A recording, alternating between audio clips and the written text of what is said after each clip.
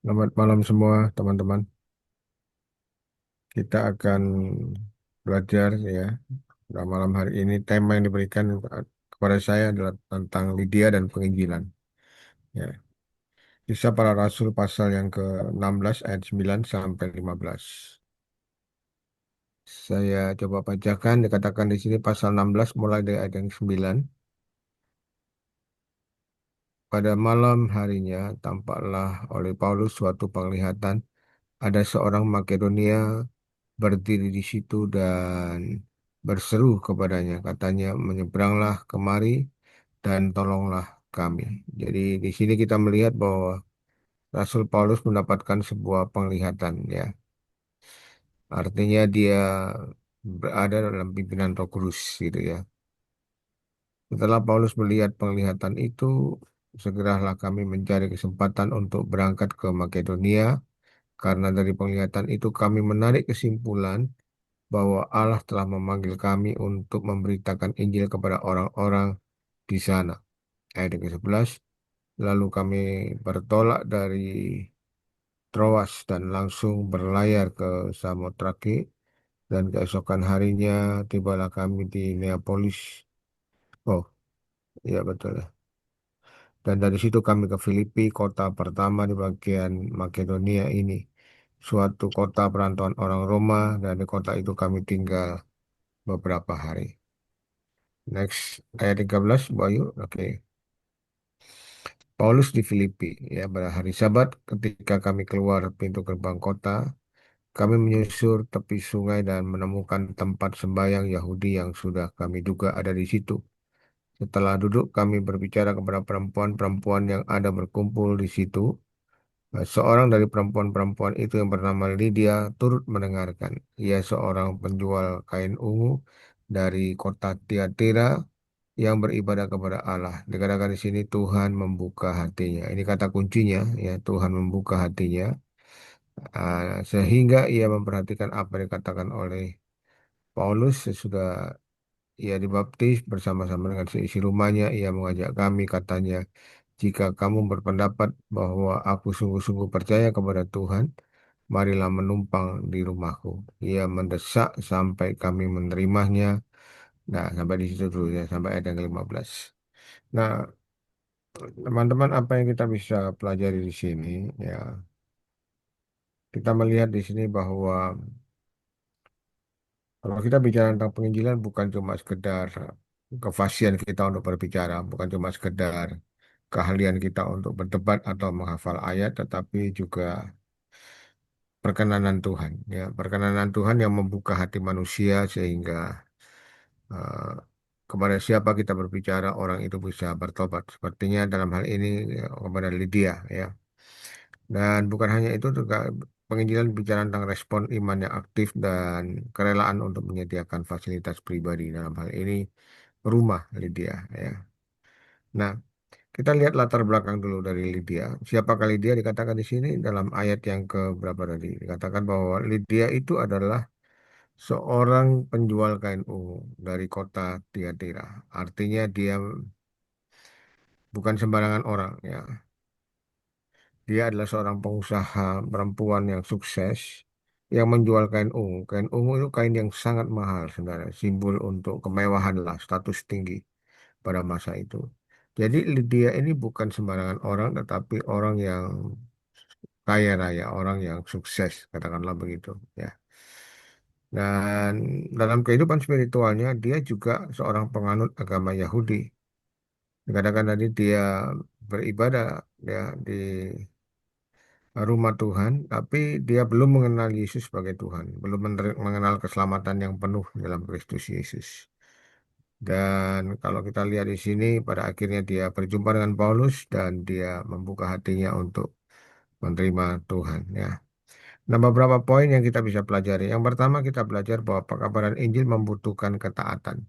Kalau kita lihat dari Kisah Rasul pasal 16 ayat 9 sampai 10 tadi, dikatakan bahwa Paulus mendapatkan sebuah penglihatan untuk pergi ke Makedonia. Jadi Paulus pergi ke Makedonia bukan karena rencananya sendiri, melainkan karena ketaatan pada penglihatan dari Tuhan. Artinya apa? Penginjilan yang berhasil selalu didorong oleh tuntunan Roh Kudus. Nah, ini hal yang pertama yang harus kita pahami. Ya, dalam penginjilan, katakan penginjilan yang berhasil itu selalu didorong oleh tuntunan Roh Kudus. Saya meyakini bahwa sampai hari ini Roh Kudus tetap berbicara dan menuntun kita untuk menyampaikan berita Injil kepada siapapun orang yang kita temui.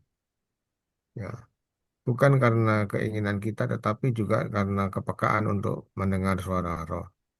Nah, kita lihat di sini bahwa ada penglihatan yang membawa Paulus untuk pergi ke Makedonia yang pada akhirnya ketemu dengan Lydia.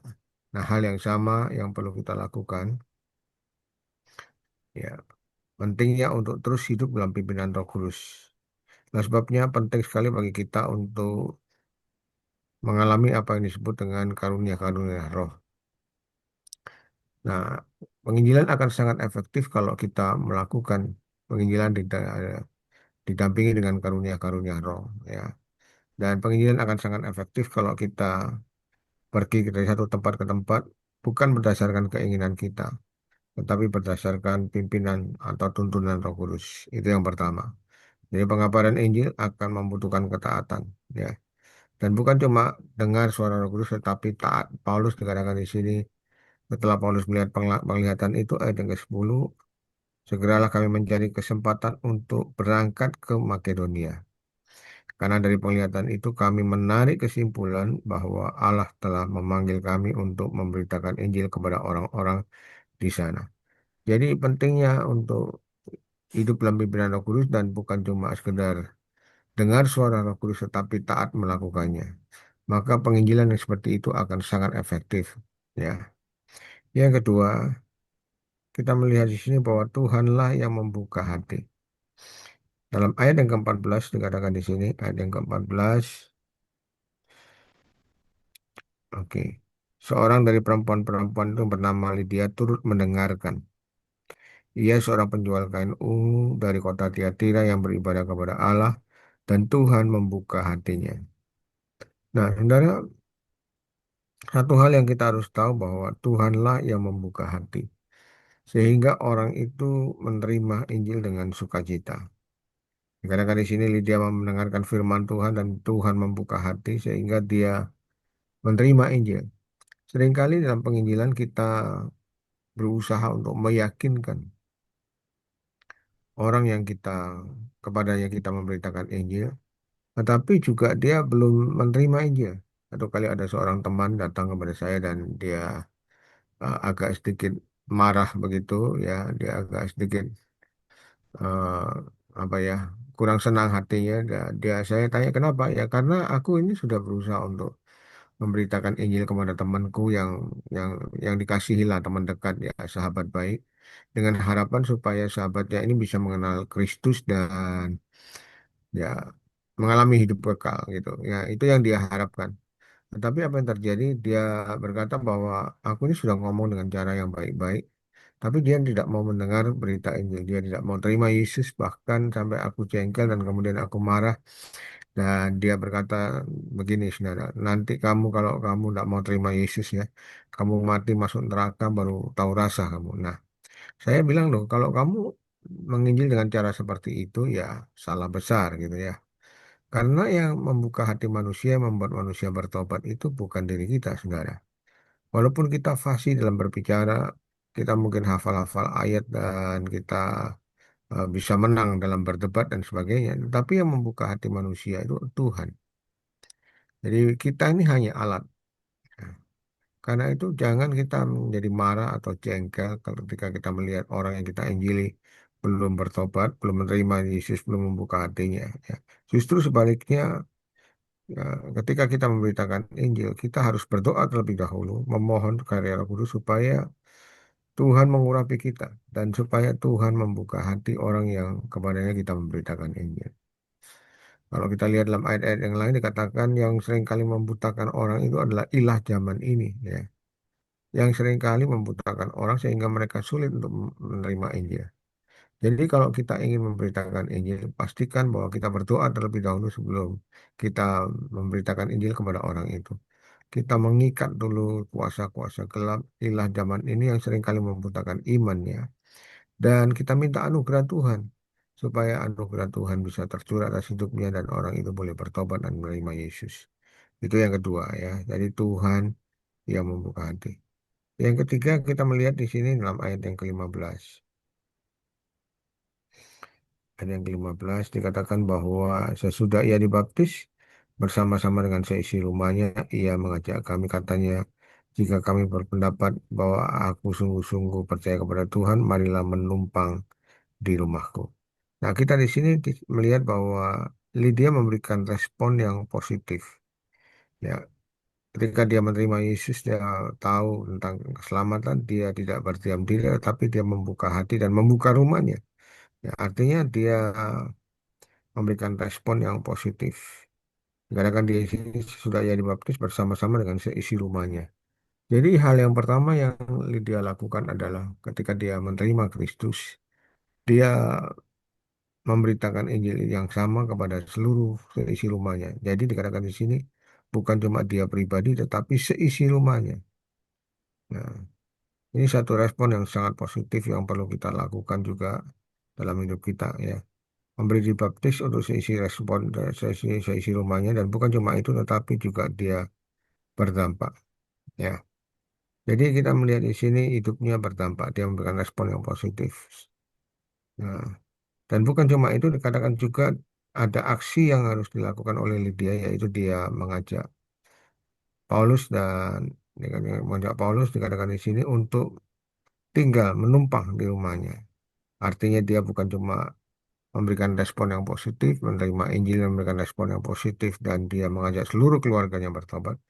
Tetapi dia juga sebagai wujud syukur imannya, dia mendesak Paulus dan rekan-rekan untuk tinggal di rumahnya. Nah, dari akhirnya rumahnya menjadi pusat pelayanan dan menjadi cikal bakal jemaat di Filipi pada waktu itu. Ya, jadi hal yang sama yang perlu kita lakukan. Penginjilan tidak cukup hanya untuk diri kita sendiri, keselamatan tidak cukup hanya untuk diri kita sendiri, tetapi kita harus membuka hati dan mengizinkan Kristus itu masuk kepada seluruh keluarga kita. Sesuai dengan janji Tuhan, apabila satu orang bertobat, seisi rumah akan bertobat. Dan bukan cuma itu, tetapi juga dikatakan di sini dia membuka rumahnya. Nah, kita perlu bersyukur untuk orang-orang yang seperti ini, ya, yang mengizinkan rumah ini dipakai dan akhirnya di rumah Lydia ini menjadi pusat penginjilan untuk jemaat di Filipi di Eropa pada waktu itu, ya. Nah, aplikasi praktis yang kita bisa lakukan pada saat ini, yang pertama, jadilah Lydia di tempat kerja, artinya menggunakan profesi dan berkat finansial untuk mendukung pekerjaan penginjilan dan melayani sesama. Dan itu yang dilakukan oleh Lydia. Seperti yang saya katakan tadi, sejak awal dia ini pengusaha sukses. Dia orang yang kaya raya, tetapi dia tidak gunakan kekayaannya untuk dirinya sendiri, tetapi dia gunakan untuk melakukan, ya, mendukung pekerjaan penginjilan dan pelayanan. Nah, hal yang sama yang kita bisa lakukan di manapun kita bekerja, marketplace adalah tempat yang paling efektif untuk melakukan pekerjaan penginjilan. Gunakan profesi dan berkat finansial kita untuk mendukung pekerjaan penginjilan dan pelayanan, karena pekerjaan penginjilan itu membutuhkan dana yang sangat besar, saudara. Ya, bukan cuma daya, doa, tapi juga dana yang besar. Yang kedua, kita perlu aplikasi praktisnya membuka ruang dan waktu. Artinya mempraktekkan keramah tamahan dengan menjadikan rumah atau waktu pribadi kita sebagai tempat persekutuan dan penjangkauan jiwa-jiwa. Jadi, kalau kita ingin melihat pekerjaan Tuhan itu bertumbuh, kita harus belajar untuk ya sedikit repot lah, katakanlah gitu. Membuka ruang dan waktu, tempat kita tinggal, ada yang namanya cell group, kelompok kecil, komunitas kecil. Nah, di situ kita bisa bertumbuh, belajar bersama, ya, di dalam pengenalan akan firman. Nah, bagaimana hal itu bisa terjadi ketika kita belajar membuka rumah kita?